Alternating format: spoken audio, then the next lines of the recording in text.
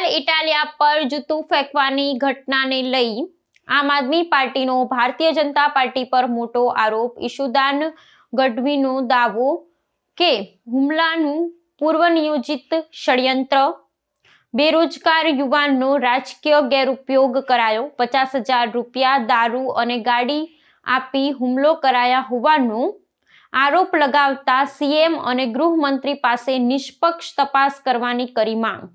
અમે એ જ કહીએ છીએ કે 25,000 કે 50,000 ની વાત થઈ, 4 વ્હીલ થી લેવા ગયા યુવાનને, આ યુવાન પોતે કબૂલે છે કે મને આવું કહેવામાં આવ્યું અને એ યુવાન કહે છે કે મેં દારૂ પણ પીધેલો છે। દારૂ ક્યાંથી આવ્યો છે? કારણ કે ગુજરાતમાં દારૂ લાવવો હોય ભાજપ સિવાય કોઈ લાવી ન શકે। વિપક્ષને તો ભાઈ એમને મેં અંદર કરી દે, તો ભાજપે દારૂ લાવ્યા છે, આમાં પોલીસ મિત્રનું નામ બોલે છે। એટલે કોઈ મોટા નેતાએ કોકને સૂચના આપી છે અધિકારીને, એને પોલીસને પણ મોકલ્યો છે આ યુવાનને હિંમત મળે એટલે કે તું ડરતો નહીં, તને કાંઈ નહીં થાય। નહીં તો એને એવું તો ભાઈ પ્રજા કદાચ ડીબી નાખે તો તમે જુઓ ત્યાં પણ પ્રજાએ ડીબી નાખ્યા હતા યુવાનને।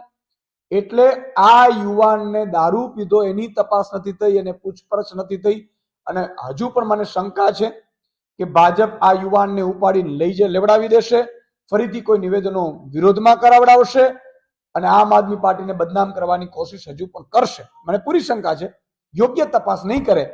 આજ રાજકોટના મીડિયા સામે મેં પેલી સીટની રચના થઈ હતી ટીઆરબી ઝોનમાં, મેં પહેલા પણ કીધું હતું અને તમામ સીટોને મેં ખુલ્લી પાડી હતી, સીટોની રચના થઈ, શું થયું? આજે એ જ સીટની રચના આજ રાજકોટના મીડિયાએ આટલા મહિનાઓ પછી જોઈ લીધું, ચમરબંધી ને છોડીશું, કોઈ ચમરબંધીને પકડ્યું નથી, તમામ અધિકારીઓ ખુલ્લા ફરે છે અને સીટ ઢાંકવાનું કામ કર્યું છે।